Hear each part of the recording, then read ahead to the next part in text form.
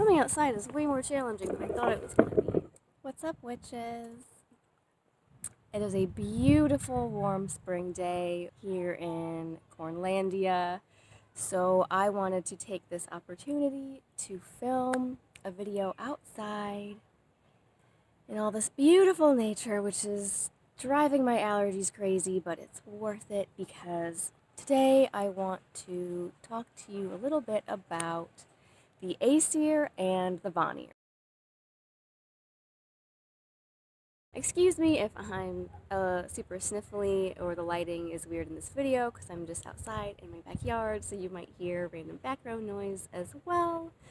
But I just really wanted to sit outside because it's beautiful and warm out, and I thought it would be a very appropriate setting to talk to you about the Aesir versus the Vanir pantheons in Norse mythology, and some of what I feel are the different aspects of the two groups, how I view them both within my own practices as a Norse pagan. One thing that I have noticed in just reading the Eddas and a lot of the historical texts about Norse pagan tradition, and what I have seen as kind of a trend in modern day Norse paganism, is a focus or an emphasis more on the Aesir gods and goddesses, by which I mean, of course, the pantheon in Norse mythology, which is headed by Odin, the Allfather, and then we have his wife, Frigg or Frigga, and his son, Thor, the thunder god, and then I believe, usually some more of those, like, war or judgment associated deities like Tyr are also more associated or listed among the ranks of the Aesir. And then on the other hand, what I see, not really mentioned as much in both modern day practices and, really barely mentioned even in the historical texts, is the Vanir. And the only gods that we know for sure are classified within the historical texts as distinctly being among the Vanir are Frey, his twin sister Freya, who is my patroness, and their father Njord. Now, the presumption is that their mother is Nerthus, because if you look at the etymology for Njord and Nerthus, they come from the same root, same language. They're basically just like Frey and Freya, masculine, feminine forms of the same word. And so it's generally assumed and accepted among most scholars and pagans that their mother is another earth type goddess Nerthus, a mother nature, fertility nature goddess, but nowhere is that actually attested for sure that I have been able to find. Their origins, their provenance, where they came from, what they did, who they were there before the Eddas were written down, we really don't know a lot about them, unfortunately. And even in the research that I've been trying to do in the last few months into those deities, because I want to work with them more closely, it's really hard to find even modern books that go really in depth to them, because the Vanir just aren't mentioned a lot, even in the Eddas. That being said, I wanted to go a little bit into the differences that I have found between the two groups, why the Aesir seem to be more revered and placed above the Vanir in terms of worship and just how widespread they were, and then why I personally choose to work more with the Vanir. Vanir, as with many words in Old Norse and with these old practices, we aren't sure exactly, or well, scholars aren't sure exactly where the word comes from or what it means. The closest that I have been able to find is just that comes from Vanir, which just means friend, or possibly is just a transliteration of Wayne or Dane, Vanir, Wanir, Danir, Danish. And we do know that they seem to have generally been concentrated and their worship concentrated in the Nordic countries such as Sweden, Norway, and then in the kind of surrounding areas surrounding that North Sea, which would have been, modern day Denmark, then known sometimes as Frisia or Friesland. So they, I think, were also sometimes became the people known as the Frisians. Whereas the Aesir seem to be gods more concerned with war, warfare, laws, order. The Vanir, on the other hand, seem to be more of a peaceful people and the peacekeepers. The Danish name for Freyr is Frodi, so, which is very similar to Frodo, which just means like friendly, peaceful. And so overall, it seems to me that the Vanir are primarily focused on the health, wisdom, well-being, and quality of life of humanity, whereas the Aesir are more concerned about mankind's progress. Where are we going? What are we doing? How are we working to ascend our consciousness to Odin's level? I'm just gonna have weird branch shadows on my face. I'm trying to be outside, but not stare into the sun, because then I'll just be squinting the whole video. The Aesir seem to be more concerned with mankind's progress, our honor, how we're conducting ourselves, and maintaining kind of a sense of structure and law and order in the world. Whereas the Vanir kind of just want to make sure that we're happy, checking in, you still doing okay down there? You need some cattle? You need some crops? You need some water?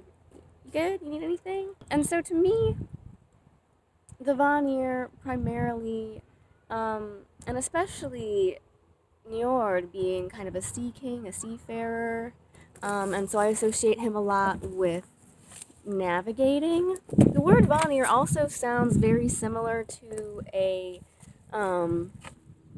Proto-Indo-European word for their merchant class, which is interesting because the Vanir, I think, are also very much associated with trade and prosperity and merchants, because so much of Viking culture was centered around their ships and being able to navigate by boat and travel to all of these far-flung places in order to seek out, riches and new lands to settle, all of that kind of thing.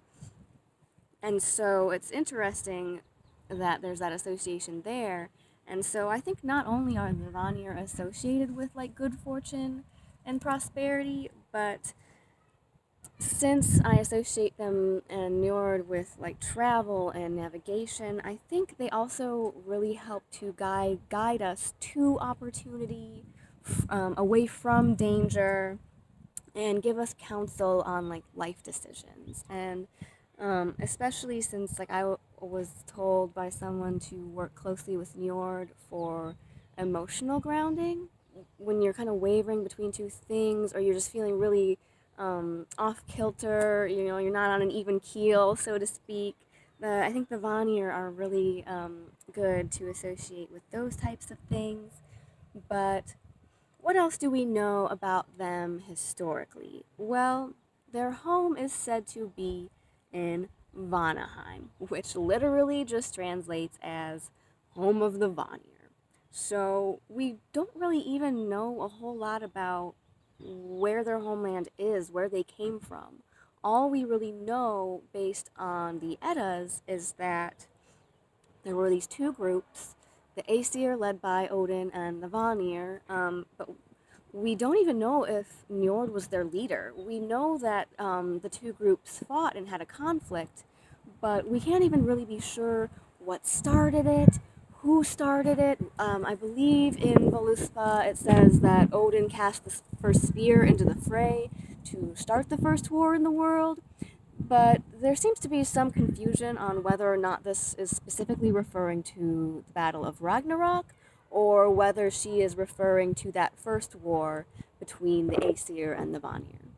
Because that segues into kind of my second point, and why I think the Aesir are more commonly written about, talked about, and worshipped than the Vanir is because, as I've said before, history is written by the victors.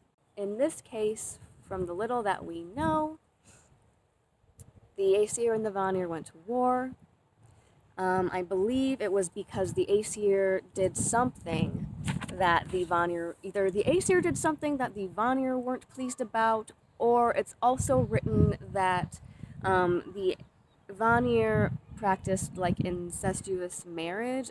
It's written and believed that perhaps Frey and Freya not only were brother and sister, but perhaps in their roles as being a high priest and priestess might have been married in some way, and whereas the Aesir, that was a taboo practice. They didn't practice that, and so it's written in kind of the Christianizations versions that might have been one reason why they went to war with each other. But personally, I think that that's something that the later Christian monks and Christian writers were kind of inserting in there as their way of morally justifying why the Aesir had to go in and kind of conquer and dominate the Vanir, because they were like doing something bad and taboo. But it's all so obscure that I personally don't believe that Frey and Freya were married or having a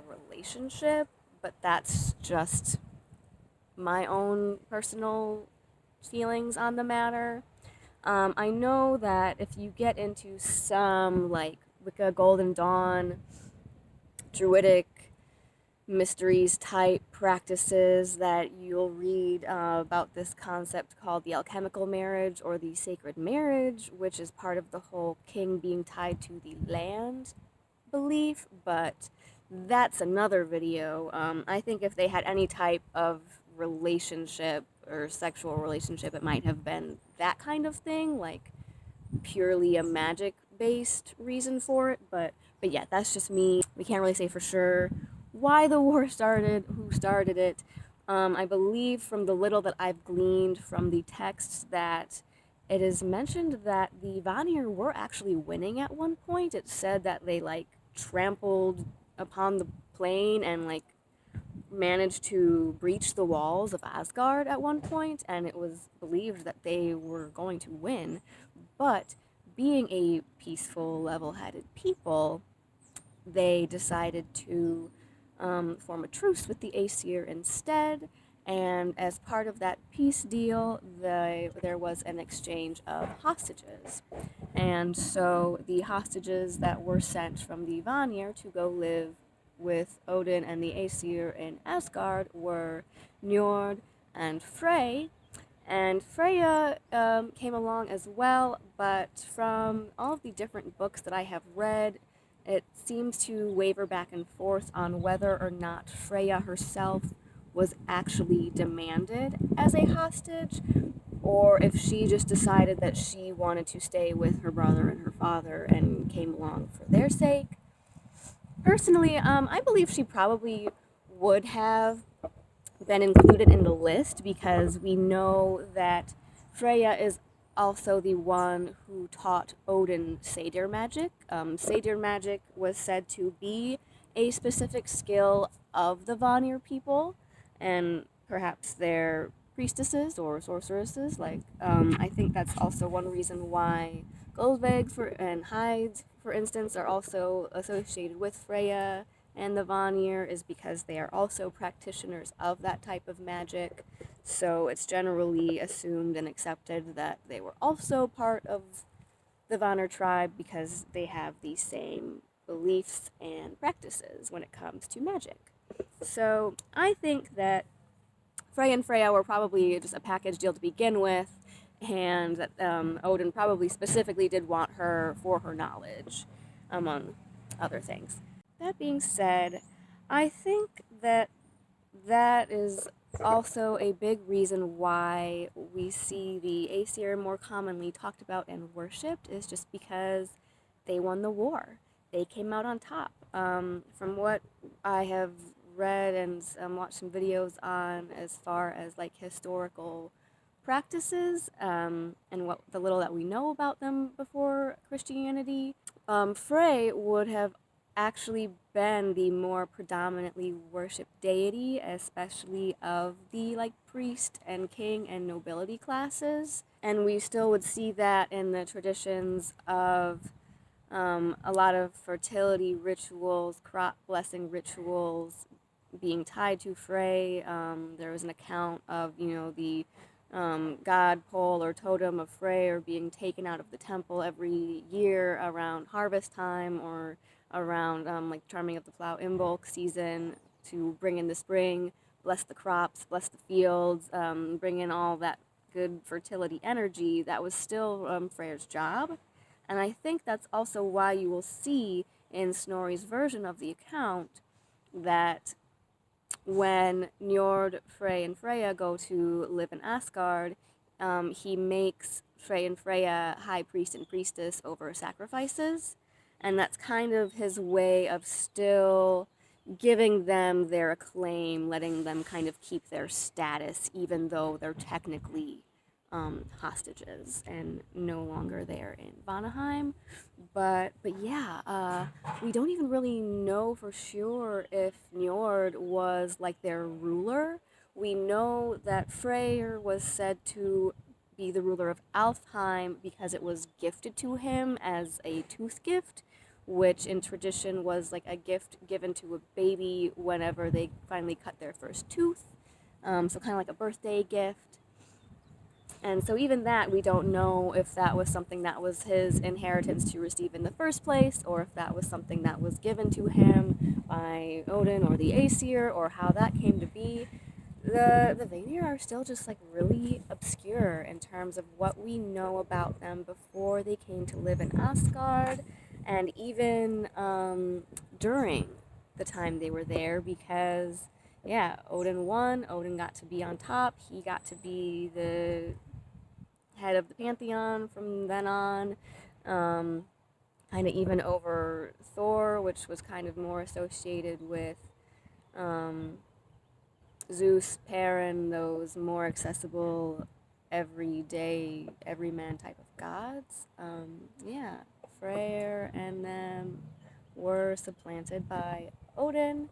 And so I think as a result, the worship of the Aesir gods just came to be more popular and widespread throughout those regions, and thusly those were the stories and traditions that became handed down orally and eventually copied down into the Eddas, that we gain most of our knowledge from about these gods. So most of what I have been able to find on the Vanir is either just kind of summarizing the little that we know about them from these historical texts, and then that Visions of Vanaheim book that I reviewed in my pagan book reviews video. But that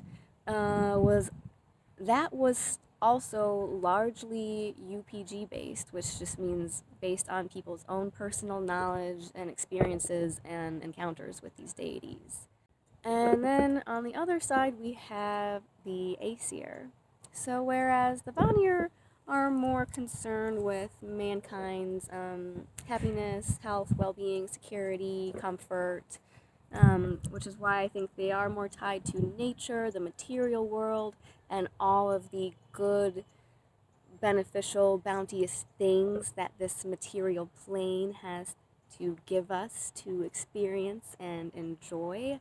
I think that is also why Freya is so often said to be a goddess of love and beauty, because those are things that we can really primarily only experience in the flesh.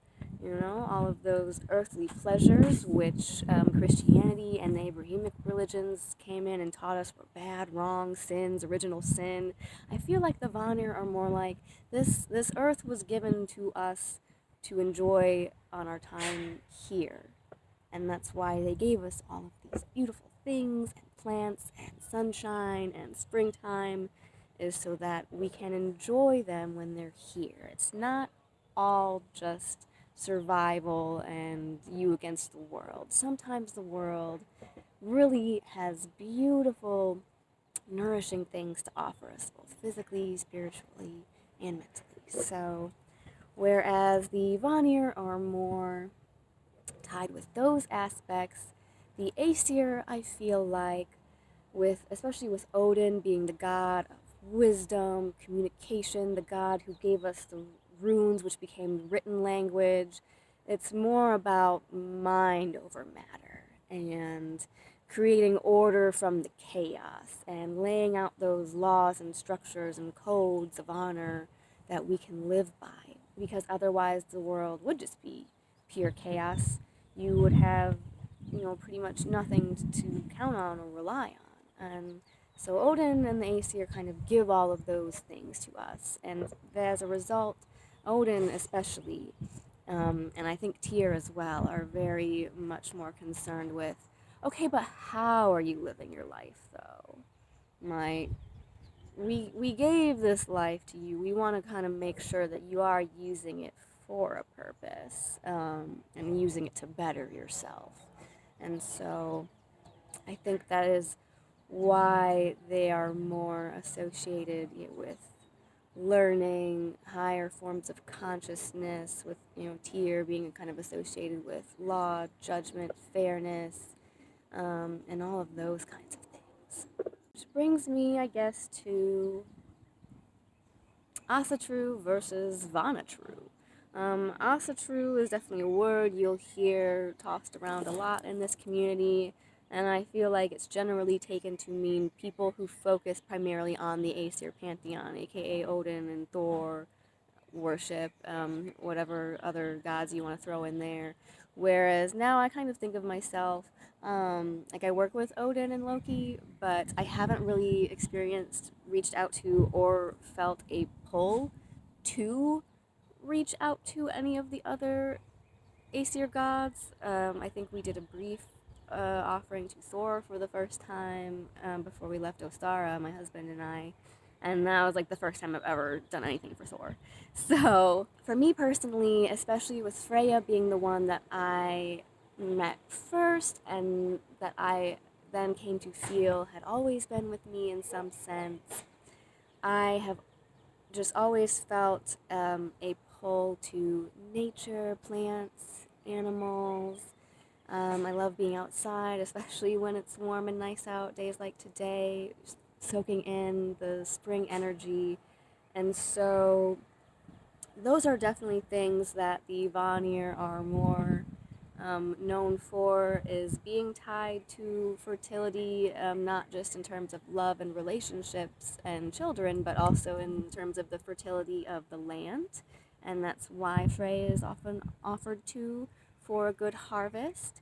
And yeah, I think just paganism in general, being a religion heavily emphasizing nature worship and being stewards of the land, is something that is the realm of the Vanir. And so it just speaks to those things and resonates with those things and traits within me that I am already passionate about.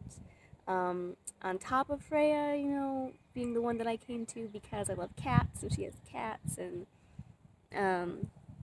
just coming to know Freya recently over the winter. Over the winter, actually, is when I first started to have experiences with him and Njord. And as I said that, this nice, refreshing breeze just comes through, yeah, especially going into spring and the renewal of life and all of those energies, I think is when we will be feeling a lot more of the Vanir vibes, especially at the Wu Ostara gathering. It was more Vanir focused, which I was definitely there for. But yeah, just in terms of the things that I care about, that I want to incorporate into my beliefs, my spirituality, my everyday life, especially now getting ready to put in my garden for this year, I just feel much more of a kinship with the Vanir gods and those things that they are associated with than I do some of the Aesir gods. But that's just me. And like I said, I still felt called to set up an altar to Odin and offer to him as well, even if he remains aloof to me my whole life. I've at least had enough experiences with him to confirm that yes, I do believe he exists. And even if I don't really see or hear much from him, there was still, yeah, those aspects of him and the Aesir that I feel drawn to and support, especially with having a love of learning, being on a quest for knowledge, just wanting to read and learn everything about everything that I can get my hands on. I think that is definitely something in him that calls to me. But yeah, for the most part, I have just been really drawn to the Vanir and working with them just because I feel like that's where my own spirituality lies as a Norse pagan. Because as I said, you'll have people who worship the old gods and are pagan without, kind of doing any spellcraft or witchcraft. And you'll have people who are pagan just because they are nature worshippers and don't work with any deity. So for me, Vanatru and working with the Vanir is just a very easy and intuitive way of already melding Norse paganism with the nature worship side of paganism in general. So I hope this video was informative. I tried to have my notes in front of me, but I have like 4 different notebooks at this point that I write things down in on top of like notes in my phone that I keep for videos, especially on these more in-depth topics. But I hope that this was a good basic summary of the differences between the two, why there are 2 different pantheons within Norse mythology, and people who work with one, the other, or both. I do both, but kind of with more heavily leaning into the Vanatru side of things. And so I definitely plan to do more videos on the Vanir in the future. We're gonna, get your tinfoil hats ready. We're gonna go really out there. Trust me. I have more crazy theories and conspiracies for you on that topic as usual, but that's for another day. I hope you enjoyed this outdoor video with me. There's not a cloud in the sky today. Sun is out. It's warm. I don't even need a jacket right now. It's beautiful. So I will just leave you with these pagan words of wisdom. Go outside.